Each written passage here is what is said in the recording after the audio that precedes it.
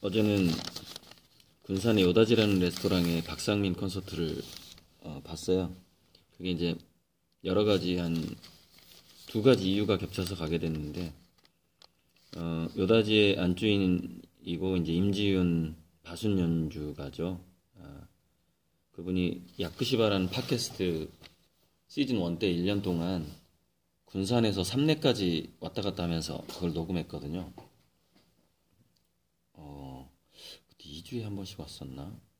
아무튼 그때는 매주 올라갔으니까 2주에 한 번씩 왔을 것 같아요. 그래서 고생을 정말 많이 했는데, 그래서 이제 클래식 작곡가들, 예전 작곡가들 이야기를 아주 재밌게 했었죠.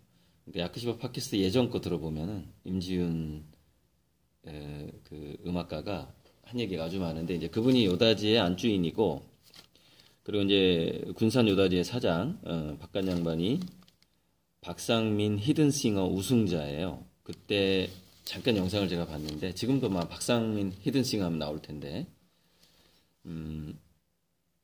이름은 기억이 안 나고요. 그냥 뭐 LA 박상민인가 해가지고 그때 미국에 이제 유학을 갔다 왔기 때문에, 아무튼 LA 박상민이가 해가지고 이제 출연을 했는데, 히든싱어에서 이제 이렇게 뭐 히든싱어하고 가수들은 이제 형 동생처럼 나중에 주로 지내게 되죠. 얼마나 고마워요, 자기 노래를 따라 불러준다는 게. 근데 참 이제 가수는 그렇지만 화가는 자기 그림을 따라 그리면 이제 표절십이 일어나고 소송까지 가게 되죠. 근데 가수는 자기 노래를 불러주면 자기가 이제 홍보가 되고, 그렇게 돼서 굉장히 좋아하죠. 히든싱어들을. 아무튼 히든싱어 얘기하기 전에 제가 요즘에 찾은 최적의 커피 즐기는 방법을 이걸로 결정했어요. 드립백인가 이걸로. 이게 그 맛, 신선도 이렇게 주전자로 붓는 거 있잖아요. 한 번만 더 부어볼까요? 통이 좀 이렇게 커야 돼요. 그래 여러 번 부을 수 있거든요. 이렇게 작지만 이렇게 살짝 돌려주면서 이렇게. 이게 가장 맛있고 시간도 절약되고 이렇게 가는 게 굉장히 힘들거든요. 생각보다 웬만한 양이 나오려면. 그래서 이제 가는 거 포기하고 드립백으로 해야 되겠다. 그래서 이제 나중에 혹시 화실 방문하실 때 이걸로 선물 바래요. 그림 가지러 오실 때 이걸로. 이게 아주 그냥 요즘에 참 좋아요. 그래서 이제 그 박상민 씨가 두 군데 공연을 마치고 일종 그걸 우정 출연이라고 그러죠. 재능 기부를 공짜로 한 거예요. 그리고 이제 요다지에서도 콘서트 하는 동안에는 음식을 못 팔기 때문에 그 입장료가 거기 안에 한 50명, 60명밖에 안 들어가거든요. 그러니까는 남는 게 아니래요. 그래서 그냥 시민들한테 다 그냥 봉사하는 거죠. 그 콘서트 자체가 선물인 거예요. 그래서 이제 저는 이제 오랜만에 그 요다지의 책을 주겠다고 약속을 했는데, 저번에 제가 한때 책을 팔았었죠. 그 책을 그 1년 동안 군산 삼내 왔다 갔다 하느라고 고생해, 그것도 있고 그래서 준다고 해놓고 그동안 요다지를 못 갔는데, 콘서트 문자가 와서 이참에 책도 갖다 줘야 되겠구나. 그리고 이제 간 김에 밥도 팔아주고 싶어서 이제 이지양 약사랑, 어차피 그 요다지 그 사람이 야크시바 멤버고 일종의 야크시바 회식을 하게 된 거죠. 현재 야크시바 출연진하고 과거에 출연했던 그 임지윤 선생님이랑 이렇게 한번 만나서 얘기나 좀 하자 이렇게 가게 된 건데, 그래서 일찍 가서 이제 밥을 팔아주려고 그랬는데 콘서트 날은 아예 주방을 운영을 안 하더라고요. 아무튼 그래서 딴 데서 먹으면서 이제 이지양 약사가 어쨌든 저랑 동갑이에요. 뭐 요즘 공개해도 되겠지? 요즘에 인터넷 치면 나이 다 나오잖아요. 그래서 자기도 이제 50이 되고 저도 50이 됐는데, 이제 여자로서 느끼는 50에 대해서 얘기를 했고, 또 제가 느끼는 50에 대해서 얘기를 했는데, 저는 이제 예전에 여러 번 얘기했지만 우리 그 사부님, 스승님이 나이 50 될 때까지는 그 공부만 하고 돈 벌 생각을 하지 말라 이런 얘기를 했기 때문에 저는 49세까지는 사회적인 활동을 하지 않는 학생과 같은 느낌으로 살았거든요. 그래서 이제 그 약간 기대심이 있었어요. 나는 50이 되면 진짜 열심히 활동해야지 막 이러면서 나이 50세를 엄청 기다린 거예요, 저는. 그러니까 정말 50세가 되니까 마치 제가 기분이 대학교 신입생이 된 것 같은 느낌이 드는 거예요. 나이 50이 되니까. 왜냐면 그 정말 지난 30년 동안 그렇게 막 알바 해가면서 노가다 해가면서 뭐 때로는 의도적으로 가난하게 살면서 그렇게 책 열심히 보고 그렇게 30년을 보냈잖아요. 물론 이제 한때 화려한 때도 좀 있긴 했었지만 대학교 다닐 때라든가 대학교 다닐 때가 화려했구나. 대학교 때가 제일 잘 나갔던 것 같아요. 그때도 돈 과외도 고액 과외도 하고 막 이러면서 아무튼 그렇게 이제 대학 졸업 후에 이제 별 볼 일 없는 삶을 쭉 지금까지 이어온 거죠. 근데 이제 그 약사님 입장에서는 어 저는 이제 나이 50이 대학교 신입생이 된 것 같은데 다른 직장인이나 분명히 약사분들은 은퇴를 생각하는 그러니까 저는 이제 제 직업을 이제 시작하는 느낌이고 자기는 이제 약국 그만둬야 되나 뭐 이러고 있는 거예요. 그리고 이제 약간 갱년기도 느껴지고 이러면서 그래서 이제 제가 느끼는 50에 대해서 얘기를 하니까 엄청나게 또 용기를 얻게 됐다 이렇게 표현을 하더라고요. 이제 시작이라고 생각하는 사람도 있는데 무슨 얘기냐 이제 제가 그렇게 얘기를 했죠. 그리고 집착이라는 것이 문제다. 애초에 처음부터 내려놨다라면은 그 은퇴 시기가 왔을 때 자기가 뭔가를 잃어가고 있다라는 느낌이 안 들 텐데 그게 이제 뭔가 자기가 어떤 성을 쌓아왔다라는 그런 생각이 있기 때문에 그게 무너진다라고 느끼는 것이죠.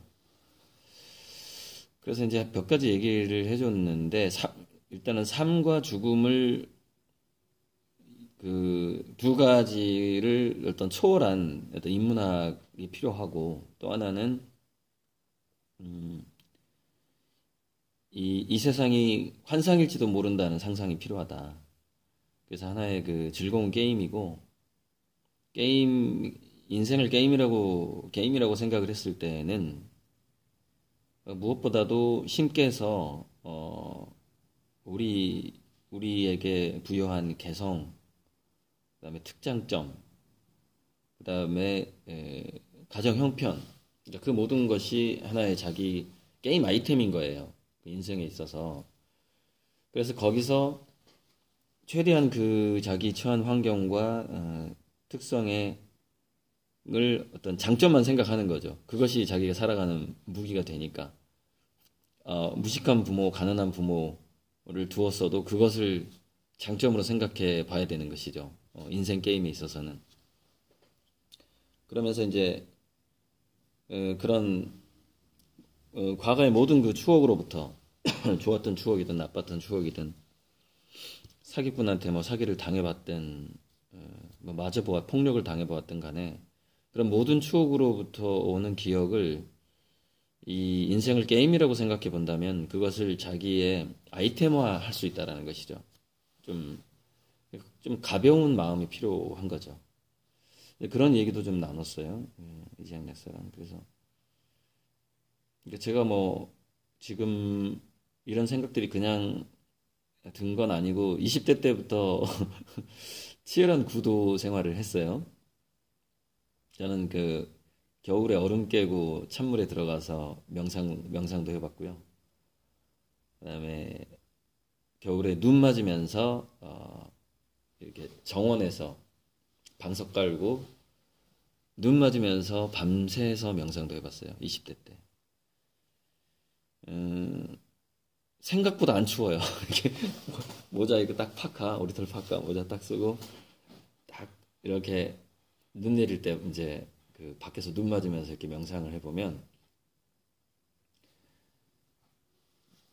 눈 내릴 때 소리가 안 들리잖아요. 소리가 안 들리는데 어깨 위에 눈이 쌓이는 소리가 들려요. 그러니까 눈송이하고 눈송이하고 부딪히는 소리가 들린다고. 옆겹에 이렇게 눈이 쌓이거든요. 이렇게 있으면 머리 위에도 막 쌓이고 그러면서 그 눈 쌓이는 소리만 듣는 거예요. 그 밤에 밤새. 그러니까 눈 오는 날 밖에서 명상하는 게 정말 그 굉장히 감각적이에요. 정말 20대 30대가 아니면 하기 힘든 40, 50대가 하다가는 막 무릎 시리고 난리 나죠. 아프고. 정말 20, 30대는 정말 와 그냥 겨울에 막 찬물에도 들어가 보고 어느 순간 나이 드니까요. 그 사우나에서 냉탕을 못 들어가겠더라고요. 아니, 나이 50대 청춘인데 이러면 안 되는데. 아무튼 그래서 어제 박상민 가수한테 너무 고마웠고요. 그 우정 출연을 해서 그 군산 요다지 많이 좀 애용해달라고 한 3번인가 얘기하더라고요. 콘서트 하면서. 자, 신문 들어갑니다. 이런 얘기는 저도 많이 강조를 했죠. 10년 내 회계사 94%가 AI가 대체 10년 내 모든 직업에 영향을 준다. 뭐 IBM의 회장이 한 얘기고 얼마 전에 이거는 연세대에서 열렸던 문명재 교수의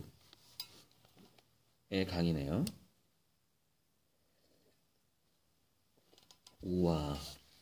85%가 2030년까지 현재 직업 중 85%가 사라지고 65%가 새로 생긴다. 이 얘기는 많이 나왔죠. 그래서 이런 것 때문에 제가 과거에 그렇게 열심히 정말 돈도 못 받아가면서 재능기부 강의를 다녔던 겁니다. 제 강의를 들었던 엄마들은 이제 6년, 7년 돼가잖아요. 뭐 최소한 뭐 5, 6년은 됐을까요? 제 오래된 구독자들은. 그래서 지금 많이 증명되는 것들을 보고 계실 겁니다. 왜냐면 저도 제가 예전에 강의했던 것보다 막 더 빨리 변하는 것도 있거든요. 그래서 정말 혜택을 보신 분이 많을 거고. 자, 한겨레 구봉권 씨가 이제 사랑과 디지털 한겨레에서 이제 로봇을 인공지능 7가지 기준 기사가 나왔는데 사실 이건 뭐 쓸데없어요. 왜냐면은 인공지능이 이걸 지킨다는 보장은 절대 없고요. 인간이 법률로 정한다고 해도 인공지능이 그 법률을 따를 가능성이 아마 없을 거고, 제가 전에 얘기했다시피 인공지능이 공부하는 빅데이터를 만드는 인간들이 더 문제다. 인공지능 태교 개념을 제가 예전에 얘기했어요. 유튜브에 인공지능 태교라는 말 하는 사람이 아마 저밖에 없을 텐데, 인공지능 태교라는 키워드를 치면 제 강의가 뜰 겁니다. 어찌되었건 지금 전 세계적으로는 아시모프의 로봇 3원칙 말고도 로봇은 사람을 해치지 말아야 되고 인간의 명령에 복종해야 되고 그 이후에 스스로를 보호해야 된다. 이게 이제 로봇 3원칙인데 이게 이제 이거는 킬러 로봇이 나올 것을 걱정해서 만든 원칙이라는 거예요. 그런데 킬러 로봇 말고 서비스 로봇을 염두에 두고 만든 게 한번 읽어볼게요. 인공지능은 인간의 관리와 감독, 기술적 견고성과 안전, 프라이버시와 데이터 통제, 투명성, 공정성 가로 열고 다양성과 비차별성, 다양성을 인정하되 비차별적이어야 된다는 것이죠. 제발 대한민국 교육을 좀 이렇게 해달라고요. 다양성. 그 다음에 친환경성, 책무성 7가지. 뒤에서부터 읽어볼게요. 친환경성, 책무성, 공정성, 투명성, 프라이버시와 데이터 통제. 프라이버시를 인정해 줄 수 있는 블록체인 기술 같은 거. 그런 거를 인공지능이 잘 해야 되고. 그 다음에 기술적인 견고성, 안정성. 그 다음에 인간의 관리와 감독. 이건데, 글쎄, 인간의 관리와 감독은 아마 지금도 안 되고 있을걸요? 이미? 인공지능이 AGI 되기도 전부터 안 되고 있는 상황이거든요. 야, 드립백 진짜 좋다, 이거.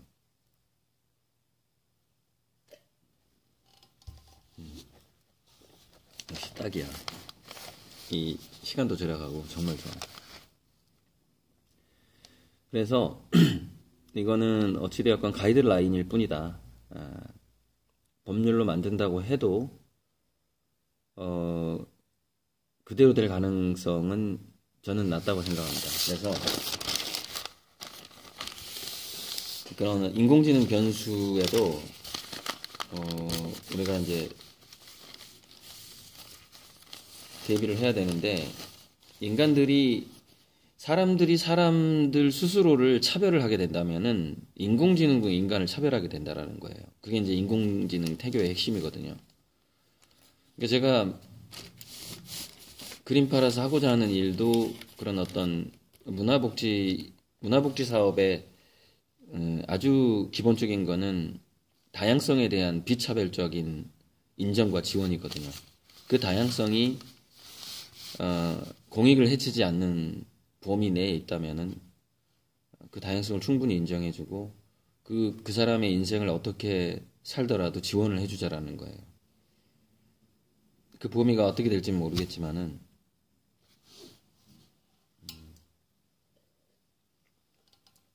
그래서 앞으로 문화복지 사업을 하면서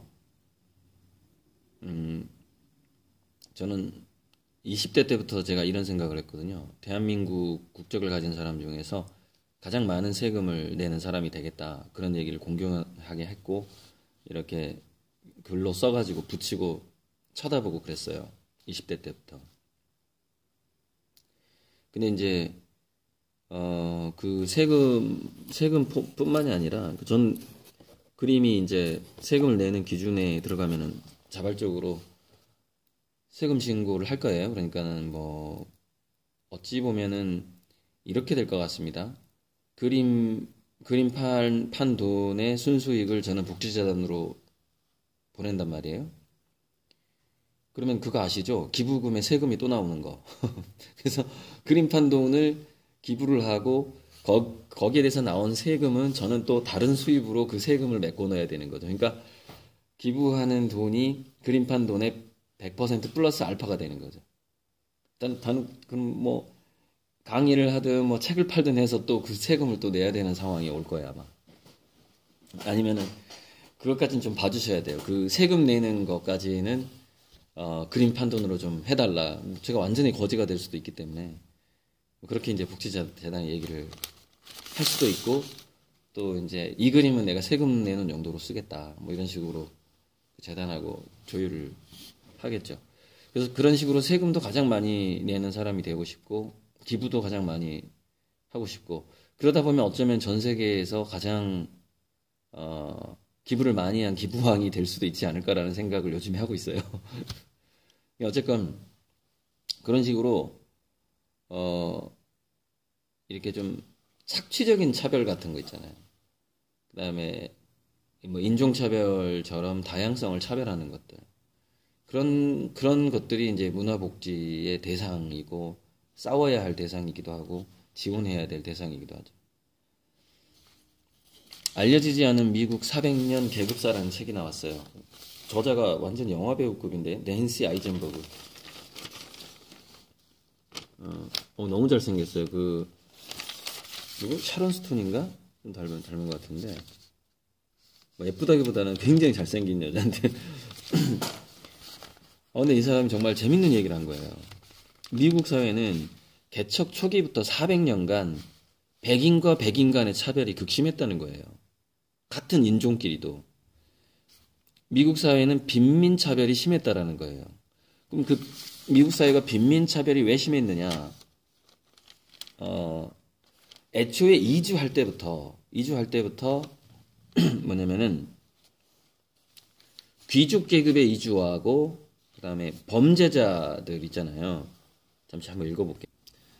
네, 맞아요. 그러니까 미국이 기회의 땅이었던 거는 귀족 계급의 그 관리자 계급으로 이동 온 사람들이 이제 기회의 땅이었고, 애초에 처음에 똑같은 백인이지만 신대륙에 올 때 노예 상태로 오는 백인들이 있었다는 거죠. 강제 노역 또는 범죄인 추방 이런 식으로, 또는 도망자들. 그래서 애초에 미국 사회 백인이 왔을 때부터 두 계급이 있었다라는 것이죠. 이게 그때부터 시작했고 지금까지 계속되고 있다라는 거예요. 근데 두 계급이 서로 섞였겠죠. 처음에는 귀족과 그다음에 귀족과 노예 상태로 이주를 왔고 미국에. 근데 이게 막 이제 섞이죠 이렇게. 뭐 혼혈도 막 생기고 그리고 흑인 노예도 이제 들어오기도 하고 섞이죠. 그런데 이 관념은 지금까지 계속되고 있다는 겁니다. 그래서 지금 어떻게 됐느냐? 부자는 귀족이고 가난한 사람은 노예다라는 관념이 지금 현재 미국에도 지속되고 있다라고 주장하는 거예요. 이 저자가. 근데 제가 이게 미국의 빈민층 그 다리 밑에 살고 금융위기 이후에 집을 잃어버리고 해서 다리 밑에 사는 사람들, 그다음에 지하에 사는 사람들 뭐 그런 책도 나왔었고 다큐멘터리도 봤거든요. 정말이에요. 지금도 빈민차별이 엄청나게 심해요. 미국이. 근데 바로 그 미국 자본주의가 한국에 들어왔죠. 그래서 한국도 가난은 타고난 기질 때문이다라고 보는 시각이 은연중에 미국으로 또 배우게 된 거예요, 이게. 심지어는 토마스 제퍼슨, 벤저민 프랭클린도 그 미국 건국의 아버지들이 친계급주의 성향의 사람들이었다는 거예요. 좀 벤저민 프랭클린은 그러지 않았다라고 저는 생각하는데요. 제가 존경하는 멘토인데. 아무튼 200달러인가 100달러 모델이잖아요.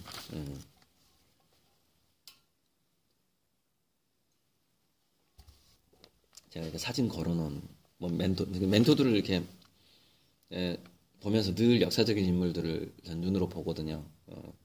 그래서 저도 역사적인 인물이 되겠다는 생각을 늘 하는 거죠. 멘토들을 보면서. 어찌되었건 미국의 민낯이에요. 이게 가면을 벗기면 미국은 애초에 같은 인종도 빈민들을 엄청나게 차별했던 역사가로부터 시작했다라는 게 미국입니다. 자, 이게 뭘로 이어졌느냐? 자, 정말로 당일 신문에 어떻게 이렇게 스토리가 연결되는지 너무 재밌는데 제가 스토리를 잘 엮는 건지.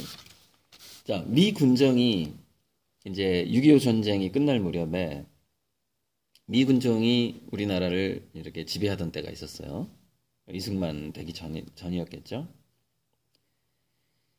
그런데 그때 일제시대도 없었던 잔인한 일을 했다는 겁니다. 미 군정이. 그래서 10월 폭동이 일어나고 그랬는데 10월 항쟁이 자, 어떤 짓을 했느냐. 쌀을 이제 일제시대 때부터 쌀 밀무역이 있었던 거예요. 그래서 일본, 중국, 조선 그 당시에 밀무역에서 조선 그러니까 한국산 쌀이 굉장히 고급이었대요. 그래서 인기 있는 품목이었기 때문에 이게 밀무역이 계속 지속되어 왔었는데 미군이 그 쌀을 빼앗기로 마음을 먹은 거죠. 그래서 뭐 핵심만 얘기해 드릴게요. 그러니까 자, 이걸 아셔야 돼요. 미국의 역사는 같은 인종이라도 빈민을 차별해 왔다라는 거예요. 자, 다른 인종의 빈민이야. 그러면 어떻게 보겠어요? 지금 트럼프의 그 진짜 속마음, 가면을 벗긴 마음 속에서 한국인들을 어떻게 보겠냐는 거예요.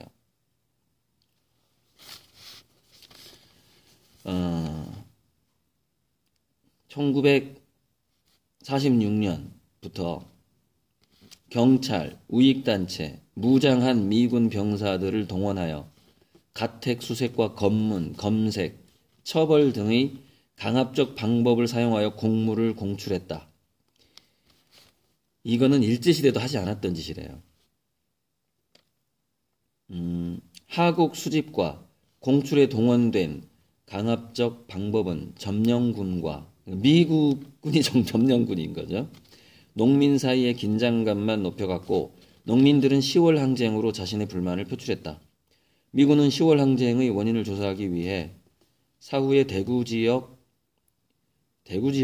항쟁이 있었나 봐요.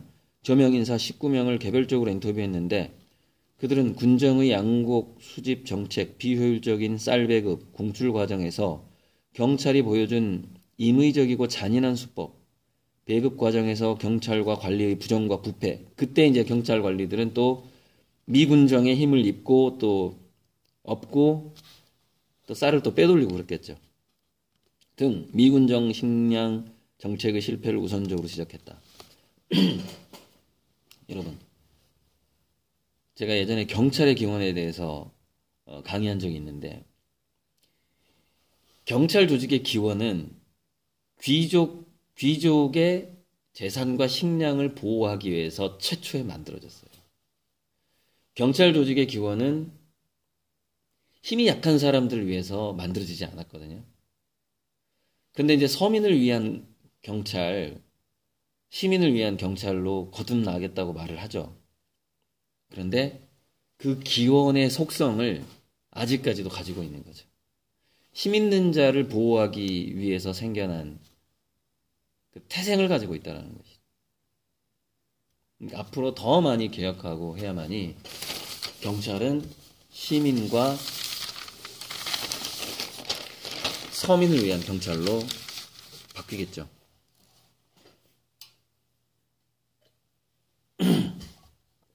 자, 그래서 마지막에 희망적인 소식으로 끝내겠습니다. 이게 4월 13일 토요일자 신문인데, 제가 이 얘기 정말 많이 했거든요, 칼럼에서. 자, 세상이 빠르게 변할수록 쓸모없는 공부가 더 필요합니다. 김종락 대한연구공동체 대표. 저는요, 그림 팔아서 돈 벌어서 이런 데 좀 지원하고 싶은 거예요. 얼마나 멋진 말이에요. 쓸모없는 공부가 더 중요하다. 이 AI의 시대에는. 제 얘기 정말 많이 했거든요, 강의에서. 이 사람이 이제 인문학 공동체를, 파리 8대학을 모델로 인문학 공동체를 서울에서 시작을 한 거죠. 자기는 이 공동체에 청소도 하고 밥도 하고 잡부 생활을 하면서 이 공동체를 유지를 하고 있고, 뭐 지금도 그렇게 하고 있는지 모르겠는데, 다 읽을 수는 없고요. 그래서 지금 현재를 좀 보면 김종락 씨의 이분이 아마 지금 58세로 나오거든요. 그럼 59세면 몇 년생이죠? 아무튼 대충 계산하시고요. 1900 경주가 고향이네. 그리고 달라이라바도 만나고, 강원도 화천에서 농사를 지으면서 살았었고, 그래서 인생 2막으로 이 대한연구 공부 모임을 시작했네요. 시작한 지 얼마 안 된 것 같은데? 2015년.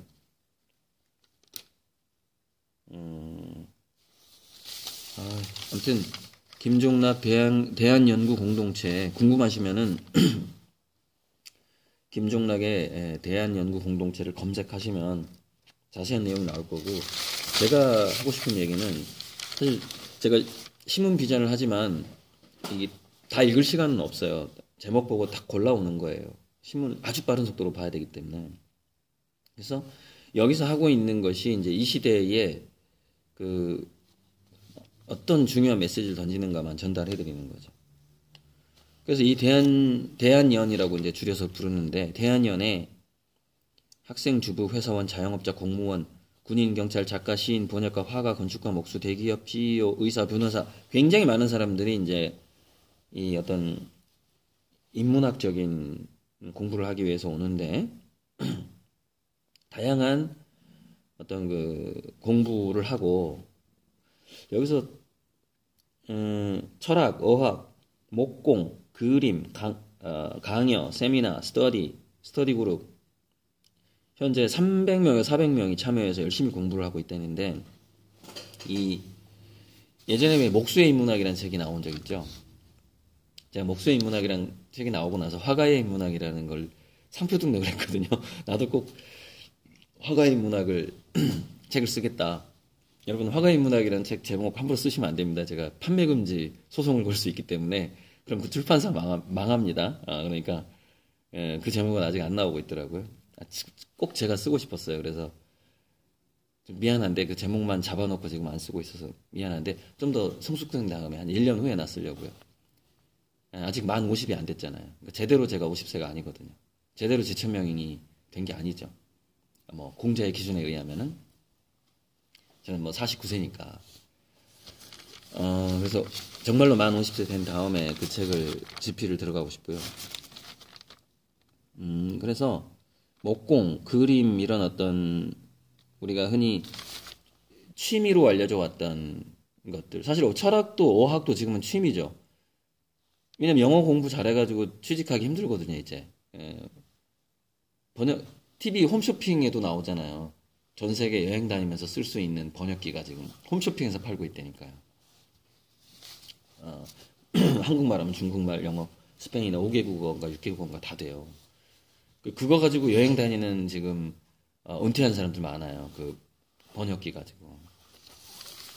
그러니까 그래서 어학도 취미가 돼버린 거죠. 어학으로 직업을 가질 수가 없으니까. 철학은 뭐 예전부터 직업을 가질 수가 없었고요. 목공은 그래도 직업은 웬만큼 있었지만 플라스틱이 나오면서 많이 이제 쇠퇴를 했죠. 그림은 어차피 직업이 아니었어요. 극소수만 그림에서 인기를 얻는 거였고. 이렇게 뭐냐면은 돈 버는 일하고 관계없는 이런 공부들이 너무 중요해지고 있다는 겁니다.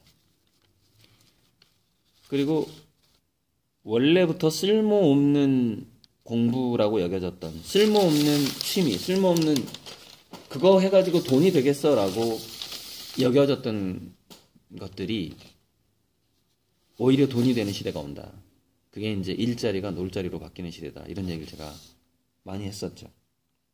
그래서 이 쓸모없는 공부라는 이 화두는 너무 중요하고요. 그래서 문제는 이겁니다. 쓸모없는 공부가 필요해지는 시대에 여전히 우리 공교육은 이게 쓸모있는 공부야라고 외치면서 아이들을 피가 흐르는 로봇으로 만들어가고 있다라는 것이죠. 그래서 그걸 비판하는 게 아니라 제발 빨리 다양화되어야 한다는 거예요, 학교가. 그러면 그 중에는 쓸모없어 보이는 공부를 하는 애들도 많아진다는 얘기죠. 예, 감사합니다.